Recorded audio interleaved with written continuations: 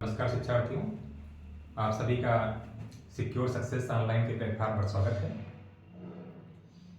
कई सारे बच्चे जो कि हमसे ऑफलाइन पढ़ते हैं वो पूछ रहे थे कि सर कब तक आप ऑनलाइन कक्षाएं शुरू करेंगे। तो फाइनली आज वो समय आ गया है कि ऑनलाइन आपके समक्ष हम उपस्थित हो पा रहे हैं, आपसे बात कर पा रहे हैं।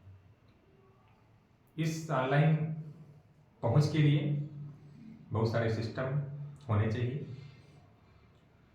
और इन सब की व्यवस्था आपके इंग्लिश वाले सर ने किया है। उनको हम सभी लोगों को धन्यवाद देना चाहिए कि आपके अध्ययन के लिए इतनी अच्छी व्यवस्था उन्होंने बनाई है। जैसा कि आप सभी लोग थंबनेल में देख पा रहे हैं कि आज हम भौतिक विज्ञान के एक महत्वपूर्ण टॉपिक के बारे में अध्ययन करने जा रहे हैं, जिसे कहते हैं ओम का नियम। ओम का नियम कक्षा 10 के विद्यार्थियों के लिए जितना महत्वपूर्ण है उतना ही महत्वपूर्ण 12 वालों के लिए भी।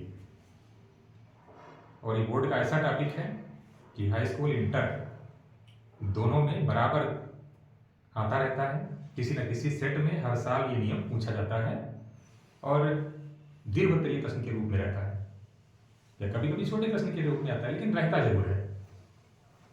तो ओम का नियम अगर हम ये कहें कि आप सभी जानते हैं तो कैसा लगेगा? बिल्कुल सही, आप सभी लोग इस नियम को पहले से ही जानते हैं। कैसे जानते हैं? आप सभी लोग घरों में बिजली का इस्तेमाल करते हैं, बल्ब का इस्तेमाल करते हैं, पंखे का इस्तेमाल करते हैं। तो आप जानते हैं कि अचानक अगर बल्ब की रोशनी बढ़ गई या पंखा तेज चलने लगा तो आपके मन में एक प्रश्न आता है कि लगता है वोल्टेज बढ़ गया। अब जाने अनजाने आप ओम का नियम ही बता रहे हैं। कैसे? बल्ब तेज जलने का मतलब है कि उसमें बहने वाली धारा का मान बढ़ गया। तो धारा का मान कब बढ़ा? जब वोल्टेज बढ़ा। तो वोल्टेज का मान अगर बढ़ा और ऐसी स्थिति में धारा बढ़ गई तो यही तो ओम का नियम है। तो चलिए अब हम लोग ओम के नियम की जो परिभाषा है, जो कि किताब में आप पढ़ते हैं, उसको समझते हैं। यहां पर आप देख रहे हैं ओम का नियम किसने दिया था? जर्मन भौतिक विज्ञानी जॉर्ज साइमन ओम। इनका पूरा नाम है जॉर्ज साइमन ओम। इन्होंने 1827 में किसी चालक में प्रवाहित धारा और उस चालक के सिरों के बीच जो विभवांतर है उसमें क्या रिलेशन है, क्या संबंध है, इसको इन्होंने सिद्ध किया और बताया। इस नियम के अनुसार क्या है कि यदि किसी चालक की भौतिक अवस्थाएं, अब ब्रैकेट वाली चीज कंफ्यूज मत होइएगा, इसके बारे में भी हम अलग से एक्सप्लेन कर देंगे। यदि किसी चालक की भौतिक अवस्थाएं जैसे लंबाई, परिचित का क्षेत्रफल, चालक का पदार्थ व ताप अपरिवर्तित रहे यानी बदले ना, तो चालक में बहने वाली धारा चालक के सिरों के बीच विभवांतर के अनुक्रमानुपाती होती है। अब कोई भी तार आप इस्तेमाल कर रहे हैं जिसमें धारा बह रही है, तो ये हो गई चालक की लंबाई, इसमें कोई चेंज नहीं करना है। और ये क्या हो गया? अनुप्रस्थ काट का क्षेत्रफल या परिच्छेद क्षेत्रफल। तो इसमें कोई परिवर्तन ना हो तब यह है कि यदि किसी चालक की भौतिक अवस्थाएं जैसे लंबाई, परिच्छेद का क्षेत्रफल, चालक का पदार्थ व ताप यानी जिस मटेरियल का ये तार बना हुआ वो भी ना बदले, पदार्थ, और टेम्परेचर भी यानी तापमान भी ना बदले, तो इसमें जो धारा बह रही है वो इसके बीच लगाए गए विभवांतर के समानुपाती होगी। यानी इसमें जो धारा आई बह रही है इसके सिरों के बीच जितना हम वोल्टेज लगा रहे हैं उसी के समानुपाती होगी। यानी अगर वोल्टेज बढ़ाएंगे तो धारा का मान बढ़ जाएगा। लेकिन कंडीशन क्या है कि लंबाई, परिच्छेद का क्षेत्रफल, चालक का पदार्थ व ताप, इसमें कोई परिवर्तन हमें नहीं करना है।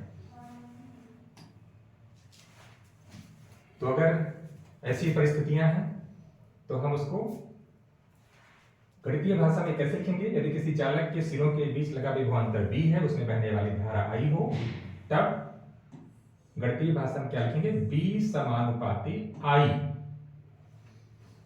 यानी कि B का मान अगर बढ़ेगा तो I का मान भी उसी अनुपात में बढ़ जाएगा। इस समानुपाती चिन्ह का मतलब यही होता है कि समान अनुपात में परिवर्तन। अगर B का मान बढ़ रहा है तो I का मान भी बढ़ जाएगा, B का मान घट रहा है तो I का मान भी घट जाएगा। इस चिन्ह का मतलब यही होता है। जैसे आप गणित में लिखते हैं 5 धन 1 बराबर 6, तो बराबर का क्या मतलब होता है? बराबर का मतलब होता है कि ये राशि इसके बराबर है। लेफ्ट हैंड साइड जो भी राशियां लिखी हैं वो राइट हैंड साइड के बराबर है। तो समानुपाती चिन्ह का प्रयोग कब होता है? जब एक भौतिक राशि दूसरी भौतिक राशि में परिवर्तन से उसी प्रकार का परिवर्तन उसमें भी आ जाए। तो यानी कि अगर b बढ़ेगा तो i बढ़ जाएगा, b घटेगा तो i भी घट जाएगा। कैसे घटेगा या बढ़ेगा? अगर b यानी विभवांतर दोगुना हो जाए तो धारा भी दोगुनी हो जाएगी। अगर विभवांतर आधा हो जाए तो धारा भी आधी हो जाएगी। तो इसी को गणितीय भाषा में क्या लिखेगा? b समानुपाती i।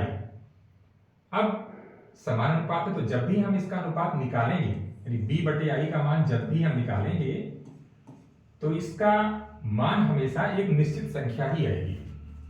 मान लीजिए संख्या थी 2 तो हमेशा 2 आएगी। b बटे i का मान जब भी हम निकालेंगे तो वही एक निश्चित संख्या आएगी। 4 है तो 4 ही 4 हमेशा आएगी।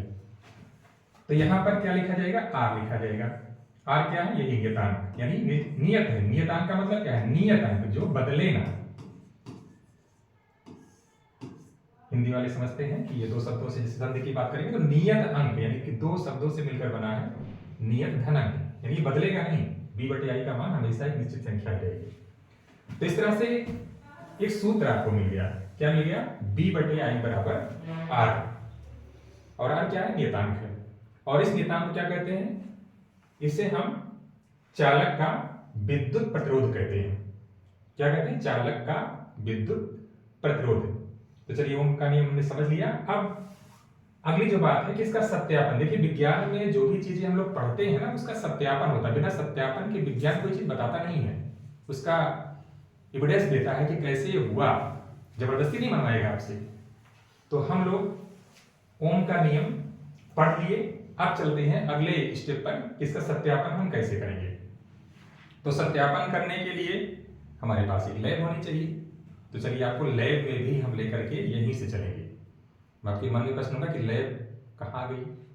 तो देखिए वर्चुअल की दुनिया है, इसमें सारी चीजें आजकल क्या हो रही है? वर्चुअल हो रही हैं। तो हम वर्चुअल लैब में तो यहाँ से जा ही सकते हैं।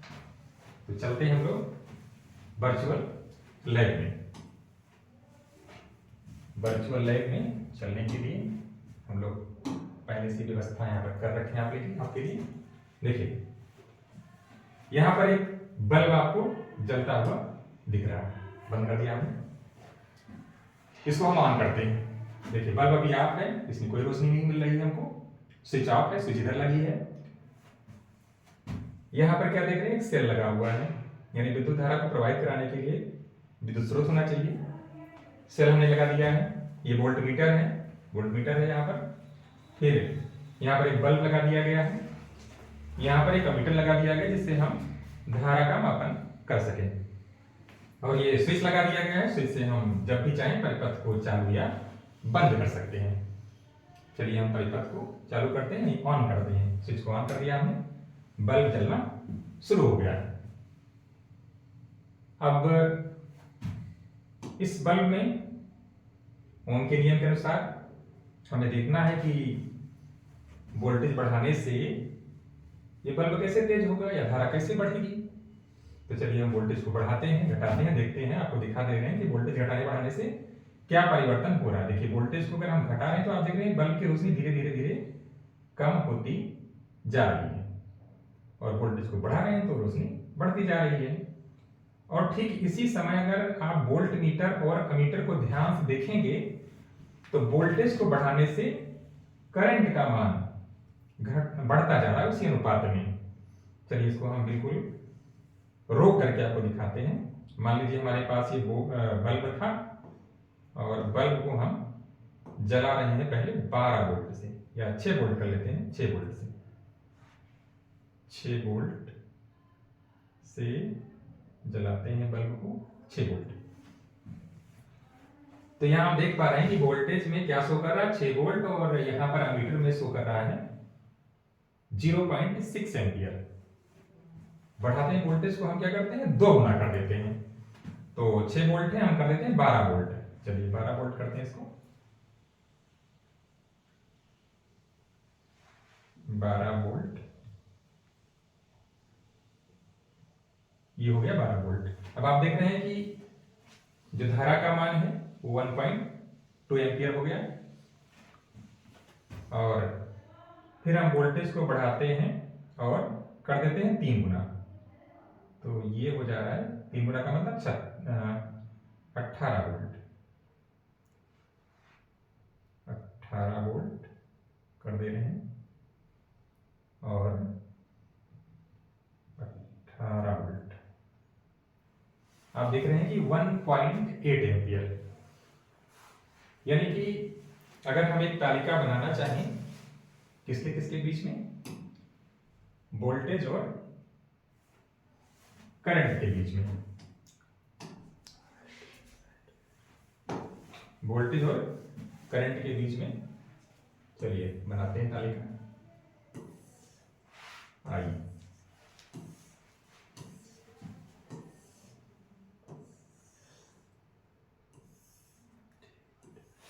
छह वोल्ट पहले था और ये था 0.6, ये हो गया 12, ये हो गया 1.2 एम्पियर। एम्पियर में सब रहेगा, ये वोल्ट में सब रहेगा। और ये हो गया 3 गुना कर दिया 18, तो ये भी हो जाएगा 1.8 एम्पियर। तो यहां पर आप क्या देखते हैं कि अगर हमने वोल्टेज को 2 गुना किया तो धारा भी 2 गुनी हो गई, और वोल्टेज को 3 गुना किया तो धारा भी 3 गुनी हो गई। तो इस तरह से आपने समझ लिया कि ओम का नियम क्या है। एक्सपेरिमेंट के द्वारा भी और परिभाषा के द्वारा भी समझ लिया ओम का नियम क्या है। इस पर जो फार्मूला हमने बताया है V/I बराबर R, आप लोग कोशिश करिएगा कि इस पर आधारित कुछ प्रश्नों को भी हल करिएगा। धन्यवाद।